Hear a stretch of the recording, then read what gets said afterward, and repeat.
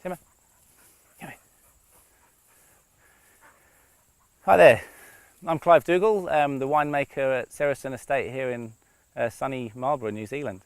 Today's an exciting day, first day of harvest for us. We've just picked some Chardonnay for our sparkling wine base.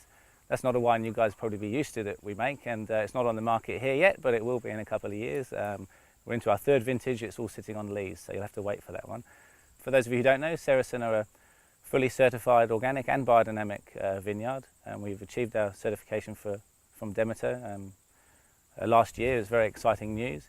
You know, we specialise in Sauvignon Blanc, Pinot Noir, Chardonnay, Riesling. We have a little touch of Viognier too, and you know, we handpick everything at this estate. We only use natural yeast to ferment the wine, and I guess we do all that just because we believe that's going to make the best wine, but also make the wine that says the most about the place that we come from, and will express these vines and this earth, and hopefully the people and the vintage too. The reason that we practice biodynamics isn't because we're eco-warriors and we want to be tree huggers. It's that we actually believe we're going to make better wine that way. Certainly being environmental is at the heart of everything that we do. But we believe with biodynamics you'll make the best wine, and also the most expressive wine. You know, the wine that says the most about the place and the people and the vintage. So today you'll have the opportunity to taste 3 of our wines. Particularly excited because they're all new release wines. I guess that's the point of the tasting. The 2006 dry Riesling, that's a wine that we like to age for 4 or 5 years before we release it. It's very, very tight when we first make it, and has very little residual sugar. It's just a couple of grams. And so it takes a long time for it to sort of just soften out and become, I guess, to bring some complexities in. At the beginning it's very tight and clean. It's a wine that I think you'll enjoy. It's certainly a popular wine in the English market.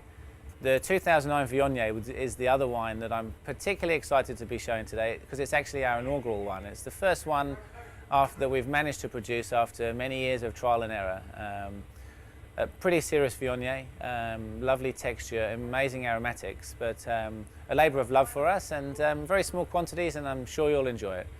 Finally, the 2009 Reserve Sauvignon Blanc, and that's a wine that I guess we started making 4 vintages ago to really see how far we could push the boundary of Sauvignon Blanc, to see how good we thought we could make the wine. Using oak with Sauvignon Blanc helps to give you a bit more richness. You get a slightly hotter fermentation happening in these barrels because you can't control it like you can in stainless steel.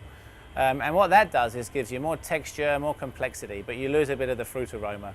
That's not something we're too worried about. So we're trying to make a wine here for the table.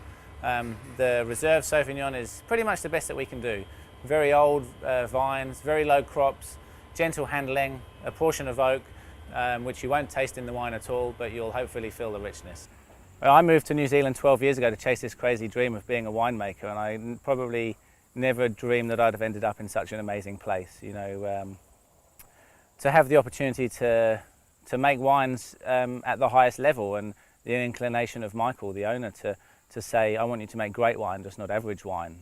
That's an easy thing to say, but often isn't the case. So we try to, I guess, make wines bringing a bit of the old world and the new world together. My idea is that we have amazing fruit in terms of fruit concentration and fruit character in the grapes that we can grow here in Marlborough. And I like to use more old world winemaking techniques to kind of bring the new world fruit and the old world kind of complexity together. And so hopefully the wines will tell you that story. You'll often find our wines have a little side, a question in the glass, if you like, something that makes you go back and have another look. It's a shame I can't be there with you to take you through the wines. I'd like to say I'd like to be with you, but I wouldn't. It's a beautiful sunny day here. We're just starting harvest. This is the time of the year that we get excited by. So I hope you enjoy the tasting. London's my hometown, believe it or not, but I don't miss it that much at this time of year. And don't forget to get around to our table and give the guys from Armit a bit of attention. Thanks a lot.